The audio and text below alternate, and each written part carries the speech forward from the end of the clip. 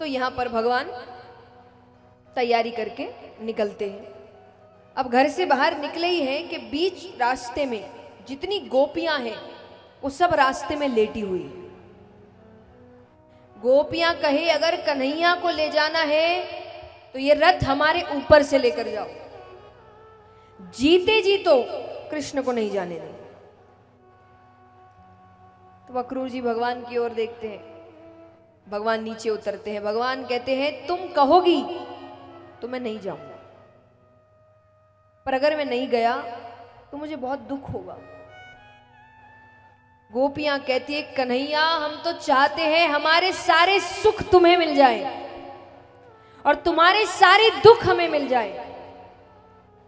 अगर जाने से तुम्हें खुशी मिलेगी तब तो जाओ, पर जल्दी आ जाना, तुम्हारे बिना वृंदावन वृंदावन नहीं लगता। भगवान कहते मैं जल्दी लौट आऊंगा। भगवान किसी को बता दे अगर कि वो वापस कभी नहीं आने वाले, अब तो कोई जाने ना दे उनको। भगवान कहते मैं जल्दी लौट आऊंगा। फिर थोड़ी दूर जा रहे हैं कि एक गोपी बैठी है निढाल अवस्था में, मानो आज किसी ने उसके प्राण हर लिए। कौन थी वो? राधा। भगवान कहते राधे तुम्हें तो सब पता है, मुझे कब क्या करना है ये मुझसे ज्यादा तुम जानती हो, तुम ऐसे कैसे कर सकती हो? राधा जी ने कहा मैंने आपको रोका नहीं। रोका क्या? पर मैं दुखी भी ना हूं, ये तो इंसाफ नहीं है। क्योंकि आज अगर भगवान की लीलाएं देखें तो भगवान ने जन्म अवतार बहुत कारणों से लिया। भगवान के क्या क्या कारण थे मुख्य बताइए? कंसवध और महाभारत और धर्म स्थापना, और भगवान ने और भी कई दैत्यों को मारा है। फिर प्रेम तत्व को समझाना, तो भगवान ने बहुत द्वारिका नगरी बनाना, भगवान ने बहुत से कारणों से अवतार लिया था। राधा जी कहे मेरे अवतार लेने का कारण क्या है? बताओ राधा जी का कारण क्या है? कृष्ण। वो कहे मेरा कारण ही जा रहा है। आपके पास तो अभी बहुत कारण है, बहुत कार्य है, मेरे पास क्या है? मेरे तो मुख्य कारण ही आप थे, फिर भी मैंने आपको रोका नहीं। पर मैं दुखी ना हूं ये नहीं हो सकता। तब भगवान ने उनको अपनी बंसी दी। कहते भगवान ने राधा जी से अलग होने के बाद कभी बंसी बजाई नहीं, क्योंकि वो उनको देकर चले गए थे। तो उन्होंने अपनी बंसी उनको दे दी।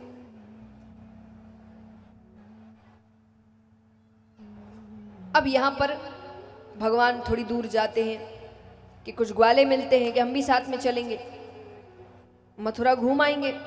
भगवान कहते चलो। मथुरा पहुंचते हैं। अब भगवान ने अक्रूर जी से कहा कि आप जाइए, क्योंकि साथ में मित्र हैं। भगवान ने अंत तक कोशिश की किसी को पता ना चले मैं कौन हूं। तो अक्रूर जी से कहा कि आप जाइए, हम थोड़ा घूम फिर के आते हैं, मित्र आए हैं हमारे साथ। बोले ठीक है। अब वो जाते हैं। ग्वालों ने कहा कि कन्हैया पहले कहना था कि राजमहल के अंदर जाना है, हम अच्छे कपड़े पहन कर आते। तो सामने से एक धोबी जा रहा था, तो उससे कुछ कपड़े लिए।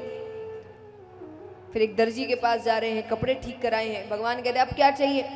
बोले थोड़ी मालाएं मिल जाती तो। माली के पास जाते, कुछ मालाएं लेते हैं। बोले अब क्या चाहिए? बोले थोड़ा चंदन लग जाता तो।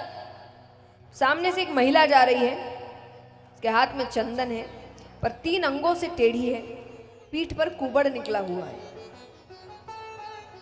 तो भगवान ने उससे कहा कि अरे थोड़ा सा चंदन हमें भी दे दो।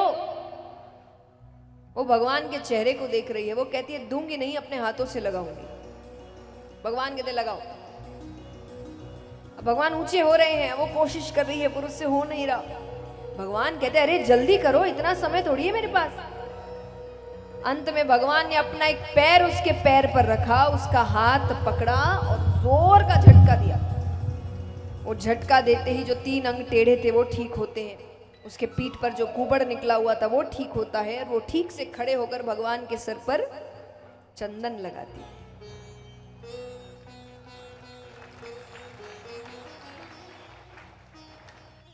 अब भगवान यहाँ पर अपने मित्रों को बाजार में छोड़कर कि मुझे कुछ जरूरी काम है, आप थोड़ा घूमिए, मैं आपको फिर बुला लूंगा। ठीक है। अब महल के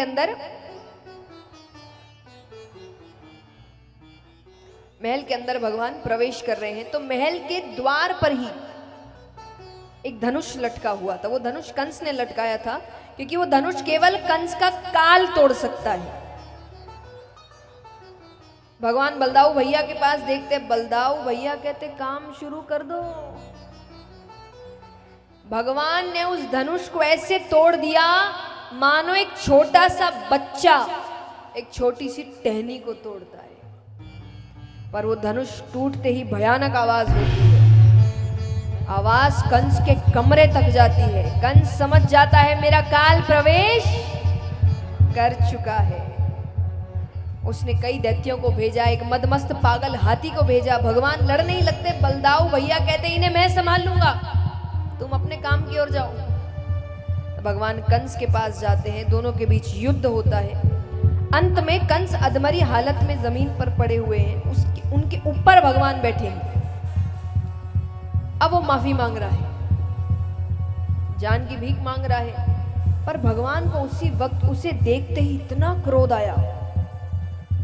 उस वक्त भगवान को मानो वो 6 बच्चे दिख रहे हैं। देखिए, एक होता है मारना, एक होता है क्रूरता से मारना। कंस ने बच्चों को क्रूरता से मारा था। भगवान को भयानक क्रोध आता और भगवान ने मुट्ठी का रूप बनाया और उसकी छाती पर तब तक प्रहार किया जब तक उसकी मृत्यु नहीं हुई। इस प्रकार भगवान कंस वध करते हैं। बोलिए कृष्ण कन्हैया लाल की।